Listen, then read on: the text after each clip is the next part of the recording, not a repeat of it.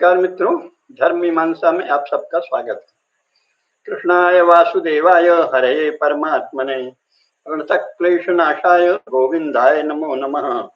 वसुदेव सुतं देवं कंसचाणूरमर्दनं देवकी परमानंदं कृष्णं वंदे जगद्गुरुं। मित्रों, थोड़ा मच्छर तंग कर रहे हैं, इसलिए अगर बीच में आपको लगे कि ये क्या कर रहा है तो कोई आसन नहीं है, ये मच्छर खा रहे हैं। ये जो योग दर्शन पर हमने विशेष 7 व्याख्यान की श्रृंखला चलाई है, उसका कारण ये है, जैसा मैंने बताया भी है, कि ये योग तो वास्तविक व्यवहार में करने योग्य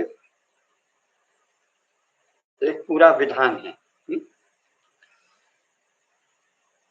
अब यहाँ कुछ बातें फिर से बतानी आवश्यक है। वस्तुतः आसन और प्राणायाम तथा प्रत्याहार के अभ्यास के बाद आगे की योग साधना बिना गुरु के मार्गदर्शन के आप नहीं कर सकते। एक अब इसमें दूसरी बात यह है कि मैं योग गुरु नहीं हूं और मैं सिद्ध योगी भी नहीं हूं। मैं योग का एक अति सामान्य साधक हूं। यहाँ तीसरी बात जो जानने योग्य है कि कोई भी योगी, सिद्ध योगी जो वस्तुतः पूर्ण सिद्ध है, वह कभी भी योग के सूक्ष्म पक्षों का, अंतरंग पक्षों का, गंभीर पक्षों का ऐसा कोई मास एजुकेशन नहीं करता, व्यापक शिक्षण नहीं कर सकता। असंभव है। क्यों? क्योंकि उसमें ऐसी कोई आकांक्षा ही नहीं होगी। असंभव है। लोक पर अनुग्रह करने के लिए किसी सुपात्र जिज्ञासु को प्रश्न पूछे जाने पर वे मार्गदर्शन कर सकते हैं। वस्तुतः जो परम सिद्ध योगी हैं, वो तो निर्माण चित्त के द्वारा अस्मिता मात्र से किसी को भी उपदेश दे सकते हैं। निर्माण चित्तान अस्मिता मात्रा, जैसे आदि विद्वान हिरण्यगर्भ महर्षि कपिल ने आसुरी को दिया था। तो फिर मैं ये क्यों दे रहा हूँ, ये क्यों कह रहा हूँ? मुख्य बात यह है कि मुझसे आदरणीय डॉक्टर शैलेंद्र कुमार जी ने हमारा ग्रंथ अद्वितीय समाज शास्त्र पढ़ने के बाद आग्रह किया, प्रेमपूर्ण आग्रह किया, और वो बहुत ही योग्य विद्वान हैं, राष्ट्रभक्त हैं, धर्मनिष्ठ हैं, तो उनके आग्रह का मैं सम्मान करता हूं। तो उन्होंने आग्रह किया कि आप भारतीय दर्शन शास्त्र पर भी एक पुस्तक लिखिए और उस पर व्याख्यान भी दे दीजिए संक्षेप में। मैंने कहा भी कि वो विस्तृत व्याख्यान तो लोगों के पल्ले नहीं पड़ेगा, तो उन्होंने कहा आप सामान्य दे दीजिए। तो मैं उनके कहने के अनुसार ये भारतीय दर्शन पर मैंने व्याख्यान श्रृंखला शुरू की, जो बाद में पुस्तकाकार भी संपादित होकर प्रकाशित होगी। इसमें योग दर्शन का जब आया, बाकी सब विषयों पर, जैन दर्शन, बौद्ध दर्शन, न्याय दर्शन, वैशेषिक दर्शन और सांख्य दर्शन पर तो मैंने एक ही एक व्याख्यान दिए। योग दर्शन पर मुझे लगा कि अगर कोई जिज्ञासु सुपात्र हैं, भले वो थोड़े ही हों, तो थोड़ा विस्तार से उन्हें बता दें। लेकिन इसी के साथ इस विस्तार से बताने का ही अंगभूत कर्तव्य है ये बताना कि बच्चों, आगे की साधना गुरु के मार्गदर्शन के बिना मत कीजिएगा, अन्यथा लाभ की बजाय हानि होगी। धर्माचरण आदि जो अन्य क्षेत्र हैं, न्याय वैशेषिक सांख्य का आपने कम पढ़ा कि ज्यादा पढ़ा, उसके आधार पे आप सदाचार और धर्माचरण में प्रवृत्त होंगे और धर्म की दिशा में उठाया गया कोई भी कदम व्यर्थ नहीं जाता। न ही कल्याण कृत कश्चित दुर्गतिम तात गच्छति, भगवान कृष्ण ने, योगेश्वर श्री कृष्ण ने कहा है। लेकिन ये जो योग है ना, ये कोई एक उपदेश या सदुपदेश या ज्ञानात्मक प्रवचन नहीं है। ये तो वस्तुतः एक तरह का पुरुषार्थ है, क्रिया। और पुरुषार्थ में तो अगर आप उसके ज्ञान पूर्वक नहीं करते, और इस विषय में ज्ञान के लिए गुरु का मार्गदर्शन आवश्यक है, अन्यथा अनिष्ट की आशंका है। बहुत ही सुंदर सितार है, और कोई व्यक्ति बिना गुरु जी के सिखाए उसे बजाने लगे तो तार वार तोड़ के बैठ जाएगा। तबले में भी अंधाधुंध थाप मारता जाएगा, मारे जोश में आके तो तबले ही फट जाएगा, उसकी चमड़ी फट जाएगी। तो ये जो इस तरह की विद्याएं हैं जो व्यवहार में जिनका प्रतिफलन होता है, उसमें गुरु का मार्गदर्शन बहुत आवश्यक है। बिना गुरु के मार्गदर्शन से आप विज्ञान में आरंभिक कक्षाओं में जो प्रयोग होता है, जिसे प्रयोगशाला कहते हैं, लेबोरेटरी कहते हैं, उसमें जाके कुछ नहीं कर सकते। अन्यथा पता चला कि कोई गैस फट गई या कोई अम्ल शरीर पर आ गया छिड़क के और कपड़े जल गए। कई बार होता भी है, कई बार होता है। और उत्साह में बच्चे कर बैठते हैं। मैं भी जब विज्ञान का विद्यार्थी था तो पहले दिन प्रयोगशाला में गए तो ये तो पता था कि अम्ल या गैस आदि से छेड़छाड़ नहीं करना, नहीं तो भयंकर हो जाएगा। लेकिन केवल खाली परख नली रखी थी, वो मोटी होती थी। तो लोगों ने, कई लड़के थे हमारे साथ, उन्होंने कोशिश की, यार ये टूटती नहीं, बड़ी मजबूत है। मैं उस समय बलिष्ठ था, स्वस्थ था, तो मैंने कहा ऐसे कैसे नहीं टूटेगी, और मैं पकड़ के जोर से दबाया और तोड़ दिया। तोड़ दिया तो उसका एक कण तो अंगूठे में घुस गया ना, खून निकलने लगा ना। तो ये जो व्यवहार की, जीवन की वास्तविक विद्याएं हैं, उसमें गुरु का मार्गदर्शन आवश्यक है। इसलिए हम बहुत को सावधान कर रहे हैं कि ये जो हमारा व्याख्यान है, ये आप में इस विषय की महत्ता का स्मरण कराने, बोध जगाने, आप में एक जिज्ञासा उद्बुद्ध करने के लिए है। और इसके बाद आपको गुरु मिलेंगे। गुरु अगर प्रत्यक्ष नहीं मिले हैं तो आप भक्ति करिए, जैसा मैंने कल भी बताया है, परसों भी बताया है कि ईश्वर प्रणिधानाद्वा, ईश्वर ही परम गुरु है। स पूर्वेषाम अपि गुरु काले नानवच्छेदात्। तो उनकी जब शरण में जाएंगे, भक्ति करिए। भक्ति के लिए और किसी गुरु की आवश्यकता नहीं है। भक्ति के लिए केवल आप श्रद्धा से भक्ति करना शुरू कर सकते हैं, है ना। उस समय ना सदन कसाई और अजामिल और व्याध और गीध और गणिका सबको तार दिया भगवान की भक्ति से। तो अगर आप योग के सुपात्र हुए और आपने भगवान की तल्लीनता से भक्ति शुरू कर दी तो आपको मार्गदर्शन मिल जाएगा। और भक्ति सच्ची हो तो अवश्य मिलता है। जिसका जो भाग्य होता है, प्रारब्ध होता है, जिसको जो मिलना होता है वही मिलता है। तो अब यहाँ से हम सावधान करते हुए इस विषय का प्रतिपादन कर रहे हैं कि इनमें से किसी भी चीज का अभ्यास स्वयं मत करिएगा, ये केवल आपकी जिज्ञासा को उद्बुद्ध करने के लिए। तो जैसा हमने साधन पाद का एक सामान्य आपको परिचय बताया, यम नियम आसन प्राणायाम प्रत्याहार आदि के विषय में बताते हुए, प्रत्याहार, प्राणायाम और प्रत्याहार का हमने क्या बताया कि प्राणायाम से क्या होता है, ततः क्षीयते प्रकाशा वर्णम, उससे प्रकाश का आवरण क्षीण हो जाता है। प्रकाश क्या है, भीतर जो प्रकाश है उसका आवरण क्षीण हो जाता है। जैसा हमने बताया था, मानव धर्मशास्त्र में महाराज मनु ने भी यही कहा है, दह्यते ध्यायमानानाम धातूनाम ही यथा मलः तथेन्द्रियाणाम दह्यन्ते दोषाः प्राणस्य निग्रहात्।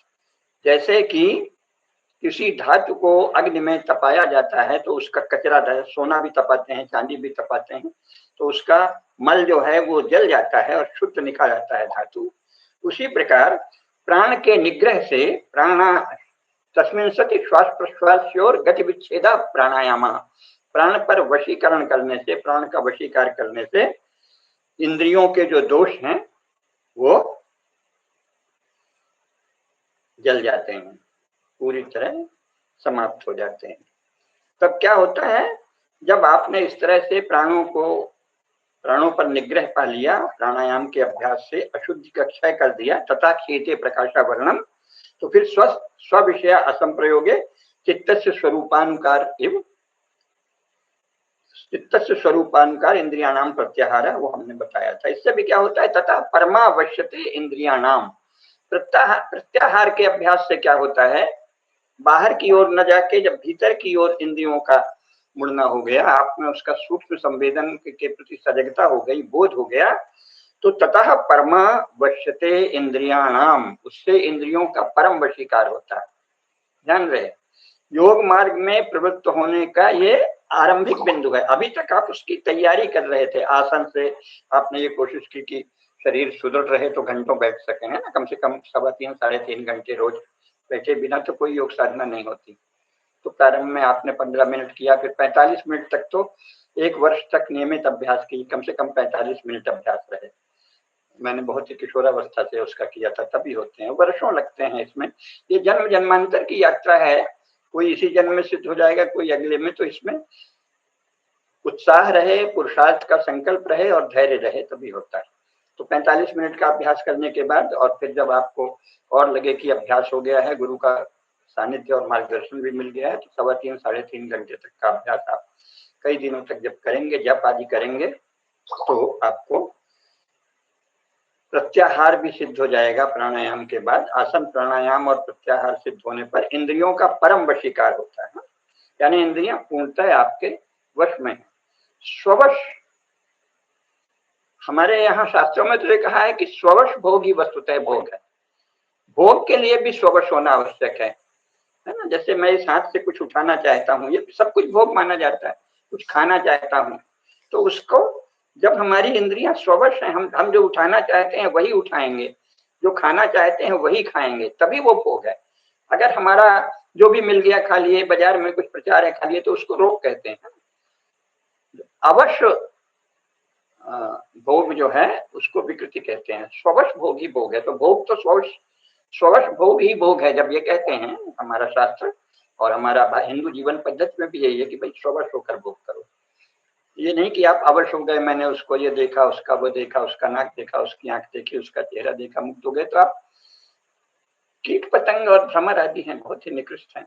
कैसे मुक्त हो गए? विचार कीजिए, विवेक कीजिए, ध्यान से देखिए, और उसके साथ आप क्या व्यवहार करना चाहते हैं, जो भी आप करना चाहते हैं, प्रेम संबंध विवाह आदि, वो स्ववश होना चाहिए उसका विचार करके। तो स्ववश भोग ही भोग है, अवश भोग विकृति है, रोग है। तो फिर ये तो साधना है। तो इंद्रियों का परम वशीकार ही योग का आरंभ बिंदु है।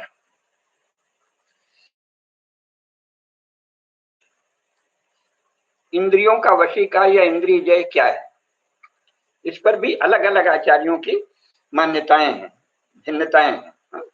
योग शास्त्र में लिखा है, आवश्यकता पड़ी तो हम उसका सहारा भी ले सकते हैं, या स्मरण से बताता हूं। तो कुछ आचार्यों का कहना है कि व्यसनहीनता ही इंद्रिय जय है। आप किसी व्यसन में नहीं लिप्त हैं तो ये इंद्रिय जय है। इसका क्या हुआ? व्यसन का क्या अर्थ है? व्यसन का अर्थ है आसक्ति, राग। जब आपका किसी बात में राग है तो उसे कहते हैं कि आपको ये व्यसन है। कहते हैं ना, उसको खेलने का व्यसन है, मुझे पढ़ने का व्यसन है, पढ़ने और मनन करने का, या आपसे बातचीत, अच्छी बातें, सत्संग का व्यसन है, श्रेष्ठ पुरुषों की संगति का व्यसन है, सुपात्रों से चर्चा का व्यसन है। तो ये सब व्यसन ही है ना। शास्त्र चर्चा का व्यसन है। मोक्ष वासना को भी वासना कहा जाता है। वो जब तक आप एकदम सिद्ध नहीं हो जाते थे, धर्म वासना, मोक्ष वासना, सभी कुछ वासना है, तो उनके व्यसन होते हैं। अलग से व्यसन होता है किसी भी विषय में, विषय क्षेत्र में, कार्य क्षेत्र में, अध्ययन आदि में, भोजन आदि में, किसी की जुए में, कहा जिसकी जो रुचि है वो उसका व्यसन कहलाता है। तो आसक्ति अर्थात राग व्यसन है। तो व्यसन से दूर हटना, श्रेयस्कर, जो जीवन में श्रेयस्कर है उससे दूर हटना, ये इंद्रिय जय है। नहीं, गलत कह गए। श्रेयस्कर से दूर नहीं हटना इंद्रिय जय है, और श्रेयस्कर में लिप्त होना इंद्रिय दासता है। समझ लीजिए। तो शक्ति व्यसनम व्यसत्येनम श्रेयस इति। श्रेय से जो दूर रहता है वो व्यसन है, ये व्यसन की परिभाषा है। शक्ति व्यसनम, आसक्ति ही व्यसन है, और व्यस्यत्येनम श्रेयस, श्रेयस से ये दूर ले जाता है, ये व्यसन है। क्योंकि जो, अगर आप किसी भी चीज में आसक्त हो गए, चाहे पढ़ाई में ही आसक्त हैं, तो इतना आसक्त है कि बस पढ़ाई कर रहे हैं, उसका प्रयोजन नहीं याद है, तो वो भी व्यसन है। खेल रहे हैं तो जब तक शरीर के लिए खेल रहे हैं, या कोई प्रतिस्पर्धा के लिए खेल रहे हैं, नंबर पाने के लिए, विजय पाने के लिए, जीवन में आपकी लोकेशना है, कोई अन्य वासना है, तो ठीक है। अन्यथा बस साहब हम तो खेले बिना बेचैन है, तो वो व्यसन है। तो शक्ति व्यसनम व्यस्यत्येनम श्रेयस इति। तो जो श्रेय से दूर हटाता है उसे व्यसन कहते हैं, और जो श्रेय में नियोजित रहे आप, ये वशीकार। तो कुछ का ये कहना है कि श्रेय की ओर अभिमुखता ही इंद्रिय जय है। व्यसनों से दूर रहना, व्यसन से हटना स्वेच्छा पूर्वक, ये इंद्रिय जय है। ठीक है। कुछ अन्य आचार्यों का कहना है कि स्वेच्छा पूर्वक इंद्रिय संप्रयोग ही इंद्रिय जय है, यानी इंद्रियों का आप स्ववश प्रयोग करें, जैसा मैंने कहा। लेकिन स्वेच्छा पूर्वक इंद्रिय संप्रयोग भोग है, वो इंद्रिय जय नहीं। भोग के लिए भी स्वेच्छा पूर्वक इंद्रिय संप्रयोग आवश्यक है, लेकिन वो इंद्रिय जय नहीं है। और भोग के परतंत्र हुए बिना भोग करना, कुछ लोग कहते हैं इंद्रिय जय है। नहीं, तो भोग करना ही क्यों? अगर आपका उद्देश्य योग साधना है तो भोग क्यों करना? तो इंद्रिय भोग के लिए भी इंद्रिय जय, इंद्रियों पर संयम आवश्यक है, लेकिन योग साधना के लिए जो इंद्रिय जय है वो इनमें से कोई इंद्रिय जय नहीं है। क्योंकि अन्य आचार्य बताते हैं ना कि शास्त्र में अविरुद्ध शब्द आदि विषयों का सेवन ही इंद्रिय जय है, या आसक्तिहीनता पूर्वक भोग करना ही इंद्रिय जय है, स्वेच्छा पूर्वक इंद्रिय संप्रयोग इंद्रिय जय है, भोग्य परतंत्र हुए बिना भोग करना इंद्रिय जय है, राग द्वेष के अभाव में जो विषय ज्ञान हो वही इंद्रिय जय है। ये सब जो कहा जाता है ये योग का साधक इंद्रिय जय नहीं। जैगिषव्य ने, भगवान वेदव्यास ने जो पतंजलि के योग सूत्र का व्यास भाष्य लिखा है, उसमें उन्होंने जैगिषव्य, आचार्य जैगिषव्य को उद्धृत किया है। तो उन्होंने क्या कहा है कि चित्त की एकाग्रता होने पर विषयों की ओर इंद्रियों की जो अप्रवृत्ति है वही इंद्रिय जय। तो ये सबसे सही है। चित्त की एकाग्रता होने पर इंद्रियों की ओर जो विषयों की अप्रवृत्ति है वही इंद्रिय जय है। ये क्या है? योग का साधक इंद्रिय जय है कि आप जब किसी योग के क्रिया में चित्त को एकाग्र किए हैं, उस समय से ही किसी विषय की ओर इंद्रिय की प्रवृत्ति नहीं जाएगी, केवल एकाग्र है, ध्यान कर रहे हैं, ज्योतिष ध्यान कर रहे हैं, कुंडलनी ध्यान कर रहे हैं, शब्द का ध्यान कर रहे हैं, जो भी कर रहे हैं, चित्त की एकाग्रता जब है ध्येय विषय की ओर, तो अन्य विषयों से इंद्रियों की अप्रवृत्ति है, तो वही विषय इंद्रिय संयोग की शून्यता है। विषय इंद्रियों का कोई संयोग नहीं हो वही इंद्रिय जय है, ये कहा गया है। तो ये योग का साधक इंद्रिय जय क्या है? चित्त की ऐसी एकाग्रता जिसमें विषय की ओर इंद्रियों की प्रवृत्ति ही नहीं, ये है इंद्रिय जय। अब इसके बाद जैसा हमने बताया, ये साधन पाद का अंतिम सूत्र था। ततः परमावश्यते इंद्रियाणाम, साधन की तैयारी जो है उसका उत्कर्ष है कि इंद्रियों का परम वशीकार। इसके बाद विभूति शुरू होता है, और विभूति पाद में तरह तरह से ध्यान से जो शक्तियां प्राप्त होती हैं वो आप अपने मन से करेंगे तो भी कुछ शक्तियां प्राप्त हो जाएंगी, लेकिन मैं सावधान कर रहा हूं कि उसका दुरुपयोग होता है। हम ऐसे साधकों को जानते हैं जिन्हें कुछ सिद्धियां प्राप्त हुई, फिर वो चली जाती हैं, मान लो कोई हानि नहीं भी हुई। जैसे एक ब्रह्मचारी था, उसने अभ्यास किया, बहुत ही शुद्ध जीवन जी रहा था, तो उसकी वाणी में ये शक्ति आ गई कि वो जो बोले वही सत्य हो जाए। अब वो उतना सावधान नहीं था, तो कुछ अन्य बातें भी बोल देता था जो नहीं बोलना चाहिए, वो भी सत्य हो जाए। तो ऐसा होते होते उसकी वो शक्ति चली गई। तो सिद्धियां आती हैं, ये सत्य है, एक बात। दूसरी बात भी योग के विद्यार्थियों को, योग के जिज्ञासुओं को बताना आवश्यक है, क्योंकि इसमें पाखंड बहुत चलता है। कुछ लोग कह देते हैं नहीं हम तो, हमारे पास बड़ी योग की सिद्धियां हैं, हमारे गुरु जी हैं योग में बहुत सिद्ध हैं, लेकिन वो वीतराग हैं और वो कोई प्रदर्शन नहीं करना चाहते, इसलिए वो दिखाते नहीं हैं। यहाँ एक बात जान लीजिए, योग जो है वो प्रत्यक्ष शक्ति है। योगी के पास शक्ति अवश्य होती है, तो जिसमें सामर्थ्य ही नहीं है, सामर्थ्य आ गई है उसके बाद वो प्रयोग करे न करे, कभी किसी सुपात्र पर करे नहीं करे, लेकिन योगी के पास बल अवश्य होता है, शक्ति अवश्य होती है। नास्ति सांख्य समम ज्ञानम, नास्ति योग समम बलम, ये वचन है, शास्त्र वचन। योग सांख्य के समान ज्ञान नहीं है और योग के समान बल नहीं है, तो योगी के पास उसकी साधना से संबंधित बल अवश्य होता है, तो ये जानना चाहिए। ठीक है। तो देशबंध चित्तस्य धारणा, देशबंध किसी देश विशेष में चित्त का एकाग्र करना धारणा है। तो सामान्यतः भी चित्त को, अगर आप खासतौर से जो गणित के विद्यार्थी हो, मैं भी गणित का विद्यार्थी था, तो आप में से कई गणित और विज्ञान के विद्यार्थी होंगे, तो गणित की पढ़ाई तो बिना चित्त के एकाग्र की होती नहीं। तो धारणा के बिना गणित की पढ़ाई नहीं हो सकती, विज्ञान नहीं हो सकती, कलाओं की भी धारणा के बिना नहीं हो सकती। आप कोई राग कैसे सीखेंगे, कोई चित्रकला कैसे सीखेंगे, तो वो भी होती है। लेकिन योग में जो ध्यान है वो, उसके लिए कहा है कि नाभि चक्र में या हृदय पुंडरीक में या मूर्ध ज्योति में, मूर्धा में ज्योति हो, या नासिकाग्र में या जिह्वाग्र में खेचरी करते हुए, अथवा बाह्य विषय में भी वृत्ति के द्वारा चित्त का जो बंध है वही धारणा है। इसमें सूत्र है वेदाभ्यास का, क्योंकि वो अधिकारी है, और मैंने बताया ना, मैं कोई सिद्ध पुरुष हूँ, केवल जिज्ञासु, इसलिए मुझे शास्त्रों को पढ़ना आवश्यक है ताकि योग प्रमाण भावना बनी रहे। नाभि चक्रम हृदय पुंडरीके मूर्धन ज्योतिष नासिकाग्रे जिह्वाग्रे इत्येवम् आदिषु देशेषु बाह्ये वा विषये चित्तस्य वृत्तिमात्रेण बंध इति धारणा। नाभि चक्र में, हृदय पुंडरीक में, मूर्ध ज्योतिष में, नासिकाग्र में, जिह्वाग्र में आदि में, अथवा बाह्य विषय में वृत्ति मात्र के द्वारा चित्त का जो बंध है वो क्या है, वही धारणा है।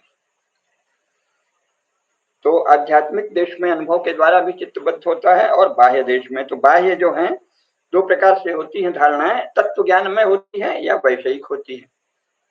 तत्व ज्ञान जिसे हो गया है तो उसका ही बारंबार स्मरण करना, वो भी धारणा है, आम ब्रह्मास्मि, तत्वमसि इत्यादि।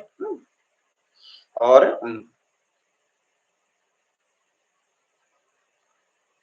वैषयिक धारणा भी होती है। तो वैषयिक धारणा होती है दो प्रकार की, शब्द और ज्योति संबंधी। शब्द के लिए जो धारणा होती है योग में, वो मुख्यतः एकांत स्थान में अनाहत नाद को सुनना पड़ता है। अगर आप नितांत एकांत में, जो कहा है ना,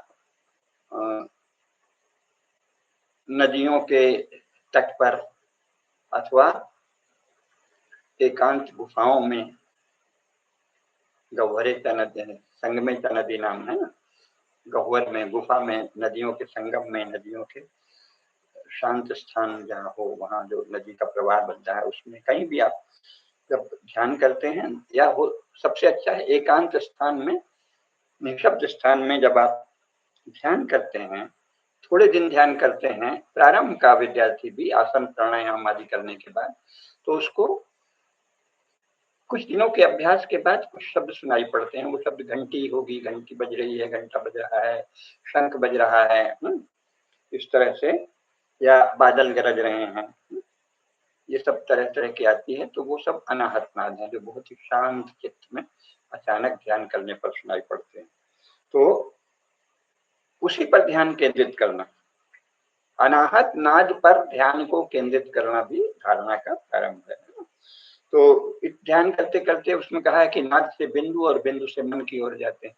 तो जब आपने बहुत देर, जैसे कि अनाहत नाद कोई भी है, शंख की आवाज आ रही, पूरी तरह तल्लीनता से शंख पर ध्यान केंद्रित किया, शंख बज रहा है, तो उसके सूक्ष्मतम अंश को भी आपका चित्त ग्रहण करने लगेगा, और वो ग्रहण करने वाला मन है, तो धीरे धीरे मन को भी आप जान लेंगे कि अच्छा ये मन है, मन ऐसे ग्रहण करता है, तो उससे मन पर वश होता है। तो ये शब्द की धारणा। और ज्योति की धारणा भी होती है, कुंडलिनी मार्ग जिसे कहते हैं। तो उसमें कुंडलिनी का किसी गुरु के मार्गदर्शन में आप जो शब्द चक्र हैं उनका ध्यान करते हैं। मूलाधार है जो उपस्थ और मलद्वार के मध्य में स्थित है, उसके बाद स्वादिष्ठान है जो उसके ऊपर, मेरुदंड में, वहां से जो मेरुदंड जाता है उसी में सब चक्र हैं। जो आप योग के जिज्ञासु हैं तो इतना तो पढ़ा ही होगा। स्वादिष्ठान है, फिर नाभि के पास मणिपुर चक्र है, हृदय के पास अनाहत है, मूलाधार, स्वादिष्ठान, मणिपुर, अनाहत, विशुद्धाक्ष, आज्ञा चक्र और सहस्रार। तो इनका ध्यान करना पड़ता है ना। तो ये ज्योतिर्मयी धारणा है। लेकिन इसमें बहुत ही सावधान होने की आवश्यकता है, जैसा मैं बार बार बता रहा हूँ, क्योंकि ये जो सुषुम्ना है ये वस्तुतः एक सूक्ष्म बोध है। उसको इस तरह से स्थूल रूप में अगर आपने सोच लिया कि अच्छा यही सुषुम्ना है तो भ्रम में पड़ जाएंगे, है ना। तो जैसे कि हृदय में आप अनाहत में आए तो कुछ चीजें जाननी चाहिए कि ये जिसे हार्ट कहते हैं अंग्रेजी में और अभी आधुनिक चिकित्सा में, वो हार्ट हृदय नहीं, योग का हृदय जो है वो हार्ट नहीं, हार्ट है वक्षस्थल में हार्ट है, लेकिन उसे हृदय योग मार्ग में उसे हृदय नहीं कहते। ये जो वक्षस्थल है इसमें जहां हार्ट हम कहते हैं उसके पास अति प्रकाशित एक सूक्ष्मतम बोध अंश है, वो जो ज्योतिर्मय बोधमय अंश है वही हृदय, हृदय हार्ट हृदय नहीं, उसके पास सूक्ष्म रूप से ज्योतिर्मय बोधमय एक अंश है, वो हृदय है। और हृदय से ऊपर की ओर एक नाड़ी जाती है जो कि आपको शास्त्रों में भी मिलेगी, आपके मार्गदर्शक भी बताएंगे। तो एक सूक्ष्म बोध धारा निरंतर हृदय से जा रही है ऊपर की ओर, तो वो सुषुम्ना है। और मेरुदंड में भी एक सूक्ष्म बोध धारा ऊपर की ओर उठती है, ज्योतिर्मयी बोध धारा वही कुंडलनी है, वही सुषुम्ना मार्ग से जाती है। तो सुषुम्ना जो है वो केवल ध्यान के द्वारा, शरीर की चीरफाड़ से सुषुम्ना नहीं मिलेगी, वो ध्यान के द्वारा खोली जाती है, अनुभूत की जाती है। ध्यान के द्वारा ही सुषुम्ना अन्वेष्य है और क्या है। ये ठीक है कि जिसे आधुनिक मेडिकल साइंस में स्पाइनल कॉर्ड कहते हैं या एक और जो नर्व है वो कहते हैं या कैरोटिड आर्टरी कहते हैं, ये तीन चीजें जो हैं उनके बीच में एक सूक्ष्मतम बोध अंश है, उसको ये सुषुम्ना कहेंगे। तो सुषुम्ना से होकर एक ज्योतिर्मय धारा, प्रकाशमय और बोधमय धारा ऊपर उठ रही है, वही कुंडलनी है। तो उसमें धारणा की जाती है। देशबंधस चित्तस्य धारणा, ठीक है। ये धारणा की जब एक तांता हो जाएगी, तत्र प्रत्ययिक तांता ध्यानम, इस धारणा की एक तांता ही ध्यान है। लेकिन सदा ध्यान रखिए, धारणा मूलतः ज्योतिर्मय धारणा है, यह शब्द धारणा भी है तो उसके सूक्ष्म रूप में नाद से बिंदु और बिंदु से मन की ओर उसका ग्रहण करना, फिर मन पर मन को वश में करना। फिर ये जो है ज्ञान वृत्ति जो है, धारणा जिस चीज की कर रहे हैं उसकी एक तांता है ना, तत्र प्रत्ययिक तांता ध्यानम, प्रत्यय यानी ज्ञान की वृत्ति, सूक्ष्म आइडिया जैसे अंग्रेजी में कह देते हैं, लेकिन प्रत्यय की एक तांता, कॉन्सेप्ट है प्रत्यय। तो जो भी कॉन्सेप्ट हैं चित्त में उठते हैं, मूलभूत कॉन्सेप्ट, उनकी एक तांता आप में उस समय बोध की, हम योग की साधना कर रहे हैं, आत्मज्ञान की साधना कर रहे हैं, उससे संबंधित जो बोध की अनुभूति है उसकी एक तांता जब हो रही, धारणा की एक तांता, प्रत्यय की, तत्र प्रत्ययिक तांता, प्रत्यय की एक तांता ही ध्यान है। धारणा में प्रत्यय निहित होता है, क्योंकि आप कहीं भी जहां भी धारणा कर रहे हैं उसमें अभीष्ट कोई बिंदु है, कोई देश है, उसका ज्ञान है ना आपके चित्त को, कि हम नासिकाग्र में कर रहे हैं, भ्रू मध्य में कर रहे हैं, तो इसका ज्ञान है कि हम कहाँ कर रहे हैं। तो ये क्या हुआ, ये बोध जो है, ज्ञान वृत्ति है, ये प्रत्यय लगातार बना रहे, कहीं और भगे नहीं कि नासिकाग्र को ही देख रहे हैं, नासिकाग्र को ही देख रहे हैं, नासिकाग्र को ही देख रहे हैं ये। और फिर उसमें जो भी दिखता है, यहाँ ज्योति दिख रही है तो ज्योति ही दिख रही है, ज्योति ही दिख रही है, ज्योति ही दिख रही है, ज्योति ही दिख रही है। तत्र प्रत्ययिकतांता ध्यानम, किसी अन्य विषय में नहीं जाता है ना। ज्योति दिख रही है, ये ज्योति है, ये ज्योति है, ये ज्योति है, ये ज्योति है, ये ज्योति है, इसकी प्रत्यय की जो एक तांता है उसे ध्यान कहते हैं, ठीक है। तदेवार्थ मात्र निर्भासम स्वरूप शून्यमिव समाधि ही। फिर ध्येय का जो है उसमें आप इस तरह खो जाएं कि स्वरूप शून्य जैसे हो जाएं, तो इसे समाधि कहते हैं। ध्यान का चरम उत्कर्ष समझिए।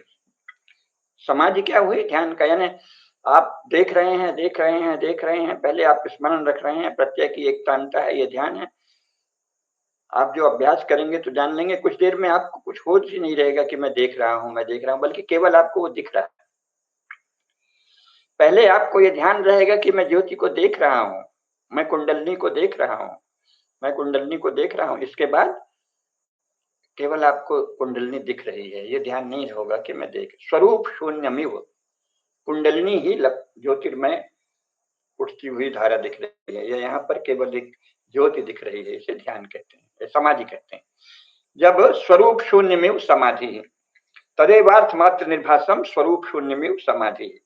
और इन तीनों की जब धारणा, ध्यान और समाधि किसी एक बिंदु पर, किसी एक विषय पर, किसी एक ज्ञान पर गाया जाए तो उसे संयम कहते हैं, है ना। तदेव त्रयम एकत्र संयम, ये विभूतिपाद का चौथा सूत्र हुआ।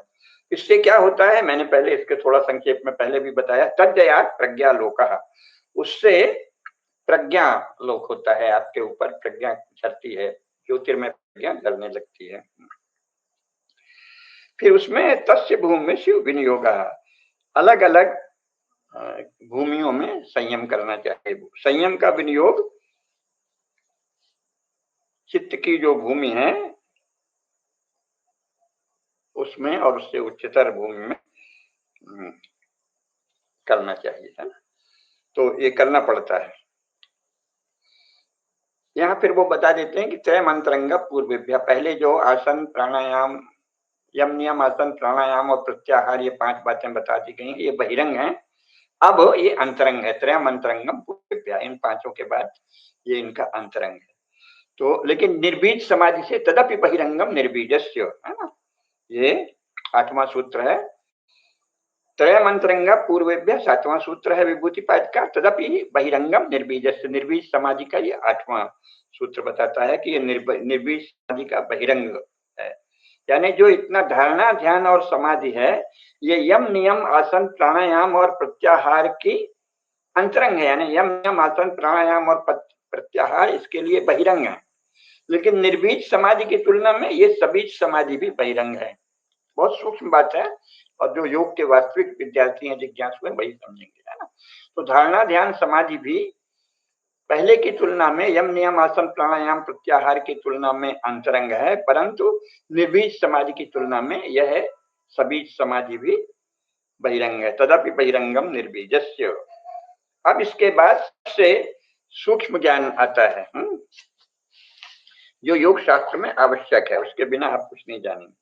व्युत्थान निरोध संस्कार्योर विभव प्रादुर्भाव निरोध क्षण चित्वान्वयो निरोध परिणाम। बहुत सूक्ष्म बात है। जो गुणवृत्त हैं वो चल हैं या परिणामी हैं, वो हम जानते ही हैं। तो चित्त भी क्या है, चित्त भी एक गुणवृत्त है ना। तो निरोध में क्या होता है, निरोध में व्युत्थान संस्कार का अभिभाव और निरोध संस्कार का प्रादुर्भाव होता है। यानी जो लगातार संस्कार विकसित होते रहते हैं, याद आएगा हमको तो वहां जाना था, हमको तो ये बनना था, हम तो आगे चल के जीवन में ये चाहते हैं, ये सब व्युत्थान हुए। किसी भी प्रकार का व्युत्थान संस्कार, तो उसका अभिभव होता है, और निरोध संस्कार का प्रादुर्भाव होता है, निरोध क्षण में ये होता है। तो जब ऐसा हो तब उसे चित्त का निरोध परिणाम कहेंगे, है ना। जो व्युत्थान होते हैं वो भी कम से कम योग के साधक को ये जानना चाहिए ना, कोई वो वास्तविक सत्ता नहीं है, मैं प्रधानमंत्री बनूंगा, मैं राष्ट्रपति बनूंगा, मैं IAS अफसर बनूंगा, मैं कलेक्टर कमिश्नर बनूंगा, मैं अच्छा किसान बनूंगा, मैं अच्छा गायक बनूंगा, मैं अच्छा वक्ता बनूंगा, मैं अच्छी कोई कक्षा चलाऊंगा। ये सब क्या है, व्युत्थान है, ये भी चित्त धर्म है। व्युत्थान संस्कार भी चित्त धर्म है। तो ये जो चित्त धर्म है, इनका जब निरोध आप करते हैं तो उससे निरोध संस्कार बनता है। निरोध का अभ्यास आपने किया तो निरोध संस्कार बना, तो निरोध संस्कार भी चित्त धर्म ही है। तो व्युत्थान का अभिभाव और निरोध का प्रादुर्भाव बहुत सूक्ष्म बात है, क्षण क्षण होता रहता है। एक ही चित्त में संस्कार के इस प्रकार का प्रतिक्षण निरोध परिणाम जब होने लगेगा तो उससे क्या होगा, धीरे धीरे जो बाहरी संस्कार हैं वो शिथिल होते जाएंगे। यानी आप अभ्यास करेंगे, बहुत दीर्घ साधना है, लेकिन निरोध के क्षण में तो अन्य संस्कारों का आविर्भाव हो जाता है। जो भी अन्य संस्कार हैं आपके जीवन के लौकिक, उन सब का आविर्भाव हो गया और निरोध का प्रादुर्भाव हो गया। तो निरोध परिणाम, परिणाम का क्या अर्थ है? अवस्थान्तर होना, हाँ, या अन्यथात्व। तो व्युत्थान से निरोध होना ये एक अन्यथात्व है। सामान्यतः व्युत्थान होता है, अब यहाँ निरोध हो गया, हाँ? तो ये निरोध परिणाम है, हाँ? तो इससे क्या होता है? तस्य प्रशांत वाहिता संस्कारात्। जब आपने व्युत्थान संस्कारों से चित्त को हटाकर निरोध संस्कार का अभ्यास कर लिया तो चित्त शांत वाहिता उसमें रहती है ना, क्योंकि कोई भी वासना, लौकिक आकांक्षा आपके नहीं जग रही है। एक तरह का चित्त में बहुत ही शांत दर्प हो गया चित्त और प्रशांत वाहिता हो गई। तस्य प्रशांत वाहिता संस्कारात्। सर्वार्थ तैकाग्रतयोः क्षयोदयौ चित्तस्य समाधि परिणाम। सर्वार्थता और एकाग्रता का यथाक्रम क्षय और उदय ही चित्त का परिणाम। ये अब समाधि की सूक्ष्म व्याख्या कर रहे हैं। समाधि क्या है? चित्त की सर्वार्थता, अनेक विषयों में गतिशीलता जो है, और जब आप ध्यान कर रहे हैं तो चित्त की एकाग्रता, सर्वार्थता का क्षय होना और एकाग्रता का उदय होना। अनेक विषयों में जो चित्त जा रहा है, चित्त की जो सर्वार्थता है उसका क्षय हो गया आपके ध्यान के समय में, और एकाग्रता का उदय और एकाग्रता की निरंतरता है, तो ये समाधि परिणाम है। सर्वार्थता, सर्वार्थतई एकाग्रतयो, यानी सर्वार्थता और एकाग्रता का क्षय और उदय, सर्वार्थता का क्षय और एकाग्रता का उदय, ये चित्त का समाधि परिणाम है ना। तो निरोध परिणाम क्या है? संस्कार का, व्युत्थान संस्कार का क्षय और सर्वार्थता का जो संस्कार है उसका क्षय, एकाग्रता के संस्कार का उदय। इसका जब अभ्यास करते हैं तो तथा पुनः शांतोदित तुल्य प्रत्यय चित्तस्य एकाग्रता परिणाम। फिर अतीत प्रत्यय और वर्तमान प्रत्यय जो समाधि काल में होते रहते हैं वो चित्त के एकाग्रता परिणाम है, ये बताया है। फिर आगे इसके बहुत सी और व्याख्याएं। एतेन भूतेन्द्रियेषु धर्म लक्षण अवस्था परिणाम व्याख्याता, अर्थात इसके द्वारा भूतों यानी पंच महाभूतों और इंद्रियों के धर्म, लक्षण और अवस्था नामक परिणाम भी व्याख्यायित हुए। ये बाद में जब आप आगे बढ़ेंगे तब इसके विषय में बताना होगा। अवस्था परिणाम, लक्षण परिणाम, ये सब क्या है, बहुत ही सूक्ष्म बातें हैं। तो मुख्य बात यह है कि जो योगी का चित्त है वो निरोधादि का जब अभ्यास करता है तो धीरे धीरे उसमें और सूक्ष्मता और प्रवीणता आती है। तो उसके विषय में ये विस्तार से बताया है। अभी उस पर अगर आपको बताएंगे तो वो आपके ज्यादा पल्ले भी नहीं पड़ेगा। फिर इसके बाद है यानी परिणाम क्या होते हैं, उसका एक व्यक्त परिणाम होता है, एक अव्यक्त परिणाम होता है ना। व्यक्त कारण से भी परिणाम होते हैं, आंतर परिणाम होता है और बाह्य परिणाम होता है। आंतर परिणाम क्या होता है? आप में बोध हुआ, प्रकाश हुआ, या क्रियाशीलता है, प्रज्ञा, प्रवृत्ति और स्थिति। स्थिति यानी तमस का, क्रियाशीलता, प्रवृत्ति और प्रज्ञा, प्रज्ञा, प्रवृत्ति और स्थिति के तारतम्य जनित असंख्य भेद होते हैं। ये आंतर परिणाम है, व्यक्त परिणाम का आंतर परिणाम का भेद है। और व्यक्त कारण से फिर बाह्य परिणाम भी होते हैं, दैशिक अवस्था विशेष, जैसे शब्दादि, शब्द, रूप, रस, गंध, स्पर्श आदि गुणों की भिन्नता, क्रियाओं की भिन्नता अनंत है, और स्थिति की या जड़ता की भी भिन्नता अलग है। ये बहुत ही सूक्ष्म बातें, इन सबको जानना पड़ता है।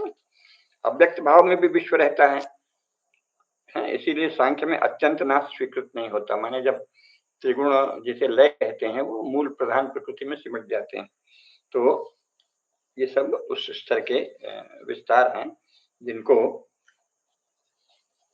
अभी बताना आवश्यक नहीं है। तो तथा पुनः शांतोदित तुल्य प्रत्यय चित्तस्य एकाग्रता परिणाम एतेन भूतेन्द्रियेषु धर्मावस्था परिणाम व्याख्याता। फिर 14वां सूत्र है शांतोदिताव्यपदेश धर्मानुपाति धर्मी। शांत, उदित और अव्यपदेश यानी शक्ति रूप में स्थित इन त्रिविध धर्मों का अनुपाती दिव्य धर्मी, ये आपको बाद में इन सब की व्याख्या बताएंगे, है ना। तो मूल बात क्या है, इन सब के भेद से परिणाम भेद होते हैं। क्रमान्यत्वम परिणामान्यत्वे हेतु, ठीक है। क्रम की अन्यता से परिणाम की अन्यता होती है। इसको जो उर्दू में एक दार्शनिक हुए हैं शायर, उन्होंने बहुत सरल ढंग से कहा है कि जिंदगी क्या है अनासिर का ज़हूरे तरतीब, जीवन क्या है शून्य का उनका ये कहना है, मैंने जो सबसे सूक्ष्म चीज है उसका क्रम, यानी किस क्रम से सूक्ष्म तत्व सजाया गया, एक ही क्रम से। अगर आप लोग रसायन शास्त्र पढ़ते हैं तो जो ऑर्गेनिक केमिस्ट्री होगी उसमें जान लेंगे ना, सूत्र बनाते हैं।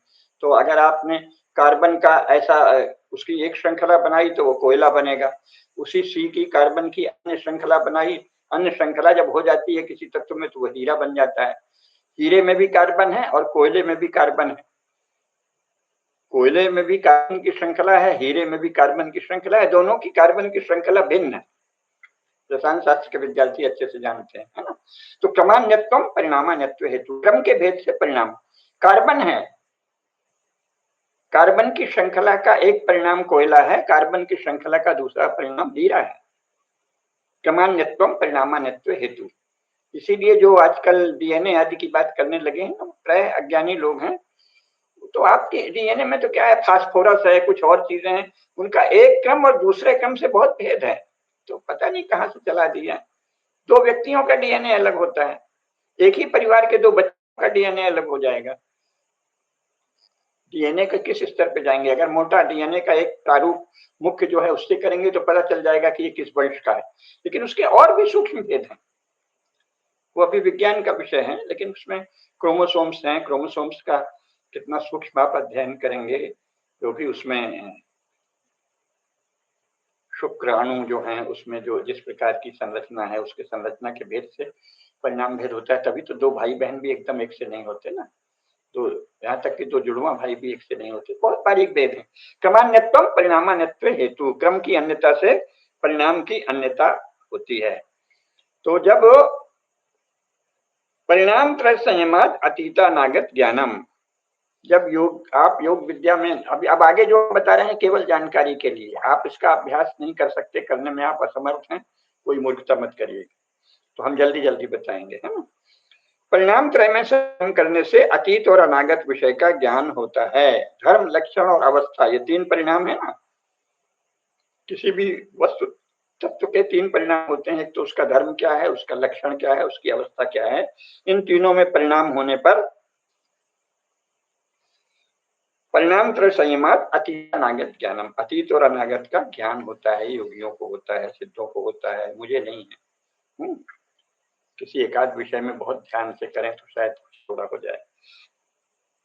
इसी प्रकार 17वां है शब्दार्थ प्रत्यानाम इतरेतर अध्यासात संकर तत्प्रविभाग संयमात सर्वभूत ज्ञान, ये बहुत ही सूक्ष्म है, लेकिन इससे जो काम की चीज है वो जानना चाहिए कि शब्द, अर्थ और प्रत्यय, जैसे मैं बोल रहा हूं, जैसे हमने कहा योग, ये हुआ शब्द।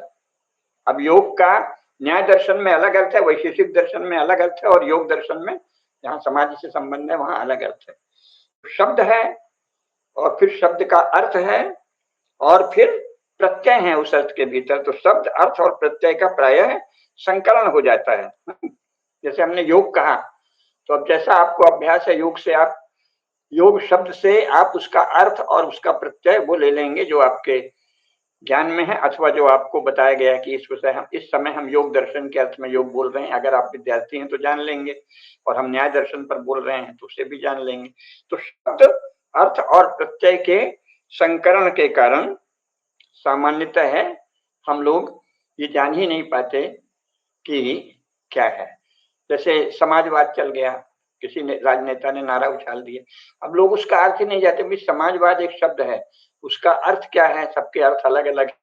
संपूर्ण विश्व में 13-14 प्रकार के प्रमुख समाजवाद हैं, भारत में किसी का कौन सा समाजवाद है कोई कभी जान ही नहीं पाया, और उसका अर्थ क्या है ये नहीं जान पाया, उसका प्रत्यय नहीं जान पाया। तो राष्ट्रवाद आजकल चला हुआ है, तो राष्ट्र क्या है, राष्ट्र से आपका आशय क्या है, अलग अलग अर्थ होंगे। तो राष्ट्रवाद शब्द स्वयं में क्या है, एक संकरण है शब्द, अर्थ और प्रत्यय का।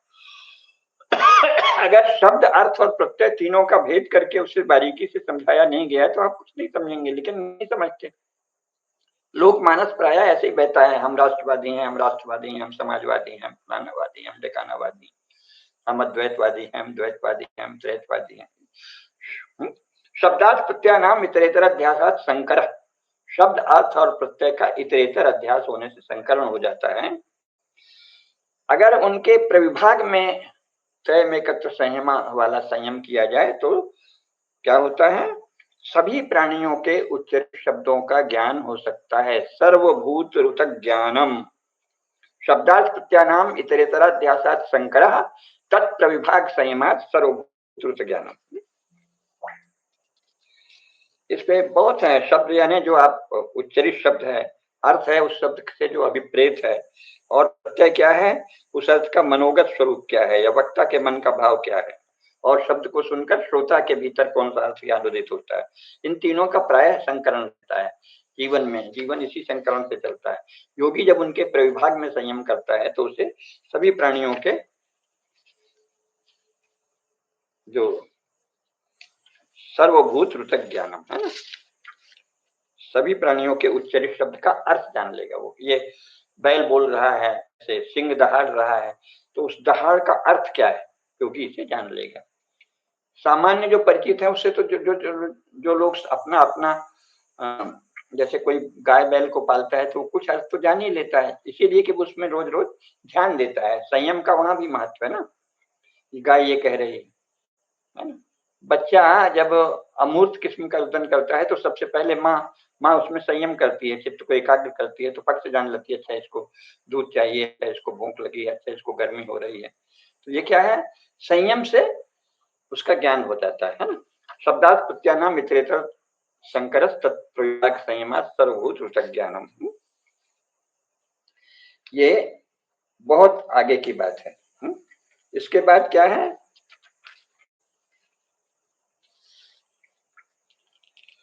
संस्कार साक्षात करना पूर्व जाति ज्ञानम। ये भी सब योग की जब आपको सिद्धियां होंगी तब होता है। सूक्ष्म तो हो ही जाता है थोड़ा बहुत, थोड़ी साधना से भी। किसी व्यक्ति के संस्कार क्या है इसका साक्षात्कार किया जाता है तो ये पता चल जाता है कि इसके पूर्व जन्म में क्या था। बहुत क्रोधी है, बहुत कामुक है, बहुत लोभी है, इसमें एक अजीब सी वृत्ति उमड़ती है, तो इससे उसके पूर्व जन्म का पता चलता है ना। अत्यंत कामुक लोग पहले श्वान योनि से आए हो सकते हैं, कोई बहुत ही दूसरे के धन पर चोरी रखता है, गिद्ध योनि से आया हुआ हो सकता है। तो संस्कार साक्षात्कार पूर्व जाति ज्ञानम। प्रत्यय से परिचित ज्ञानम, जल्दी जल्दी इसलिए बता रहे हैं कि ये सामान्यतः ये सब आपके वश का तो है नहीं। प्रत्यय में संयम का अभ्यास करने पर दूसरे के चित्त का ज्ञान होता है। अगर आप में बहुत ही योग की समा एकाग्रता की शक्ति आ गई तो जो बोल रहा है उसके भीतर, उसके चित्त में जो प्रत्यय उदित हो रहा है उसको उसमें संयम करने से परिचित ज्ञानम, प्रत्यय से परिचित ज्ञानम है ना। लेकिन उस समय भी न तत्सालंबनम तस्या विषयी भूतत्वात्, परिचित का ज्ञान आलंबन के साथ नहीं होता है, क्योंकि आलंबन तो उस समय आप ध्यान क्या कर रहे हैं, प्रत्यय में एकाग्र, प्रत्यय में संयम कर रहे हैं ना, तो प्रत्यय का ज्ञान होता है। परिचित का ज्ञान तो होता है लेकिन उसके आलंबन का ज्ञान नहीं होता है। जैसे कि ये इस समय ये भाव कर रहा है तो ये भाव राग से कर रहा है कि द्वेष के कर रहा है कि अभिनिवेश से कर रहा है, किस कारण से कर रहा है, वो प्रत्यय में ध्यान करने से नहीं होगा, वो दूसरे ध्यान से होता है। तो न तत्सालंबन तस्या विषयी भूतत्वात्, ठीक है, ये हो गया। फिर काय रूप संयमात ग्राह्य शक्ति स्तंभे चक्षु प्रकाशा असंप्रयोगी अंतर्धानम। ये अभी आपके किसी काम के नहीं है, केवल योग की महिमा के रूप में बताए जा रहे हैं। काया के रूप में संयम करने से उस रूप की जो ग्राह्य शक्ति है उसका स्तंभ कर दिया जाता है। अपने काया के रूप पर संयम किया और इस काया की जो ग्राह्य शक्ति है जिसके द्वारा ये काया बनी है, उस ग्राह्य शक्ति का स्तंभन करने पर शरीर का जो शरीर को आप अन्यों की चक्षु के प्रकाश से अविषयीभूत कर सकते हैं, अदृश्य कर सकते हैं। इस प्रकार अंतर्ज्ञान अंतर्धान हो सकते हैं। क्योंकि कभी भी अंतर्धान हो सकता है। क्यों? क्योंकि उसने काय रूप संयम में किया है। काय रूप में जो उसके शरीर का रूप है, काया रूप है, उसमें संयम करके जो ग्राह्य शक्ति है उसका स्तंभन कर दिया है। तो जो हम सबको वो दिखेगा नहीं। ठीक है ना? तो बाजीगर भी यही करते हैं, इंद्रजालिक युद्ध एक स्तर में। बहुत से बाजीगर हैं ना, वो आप अचानक अदृश्य हो जाते हैं। तो ये वही काय रूप संयमात सद्गाय शक्ति स्तंभे चक्षु प्रकाश संप्रयोगे अंतर्धान।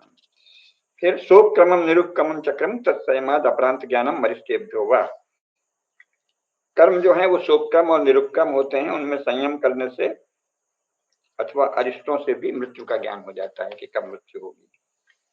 इसके आगे ये सब केवल महिमा के लिए बता रहे हैं, यानी इसको आप महात्म कथन समझिए, जबकि आप गुरु के मार्गदर्शन में साधना के बिना इनमें से भी आप प्राप्त नहीं करेंगे, केवल अनिष्ट होगा। बलेषु हस्ति बलादीनी, बल में संयम करने से, अगर आपने शरीर का बल क्या है उसका सूक्ष्म तत्व जान लिया और उसमें संयम करने से हस्ती बल, हाथी के जैसा या घोड़े के जैसा, जैसा आप बल चाहें वैसे होगा।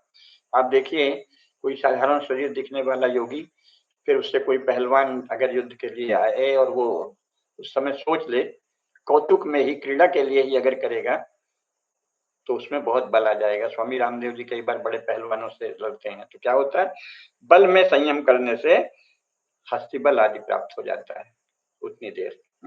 शेष समय आप फिर सामान्य शरीर में होते हैं। बलेषु हस्ति बलादीनी।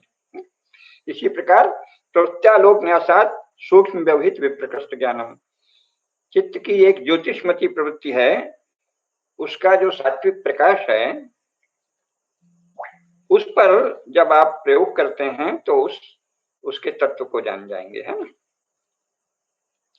ज्योतिषमती प्रवृत्ति जो है उसकी भावना के द्वारा हृदय में जो मानो ब्रह्मांड व्यापी प्रकाश भाव है, उसे जिस विषय पर भी उस प्रकाश को केंद्रित कर देंगे, ये जब आपकी सिद्धि हो जाएगी तब के लिए, तो उसका ज्ञान हो जाएगा। वो विषय सूक्ष्म हो या दूर का हो, यानी आपको दूरस्थ ज्ञान भी हो जाएगा।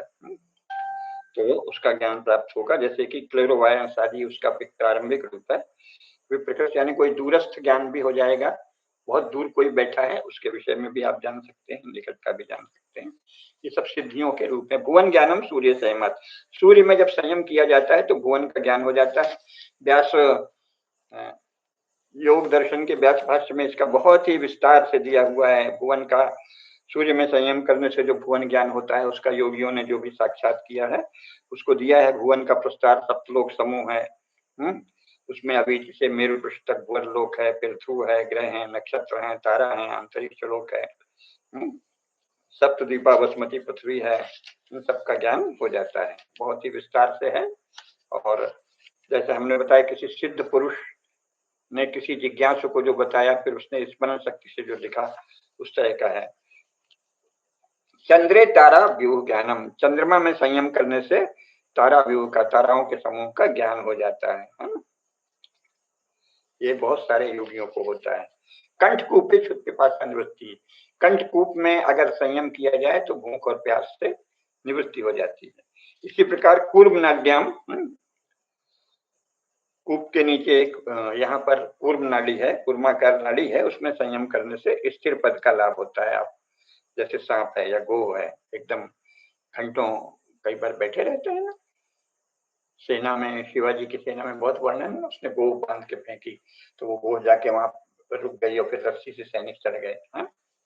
तो उसी तरह की स्थिरता, पर्वत जैसी स्थिरता भी आ सकती है जो कूर्माकार नाड़ी है उसमें संयम करने से।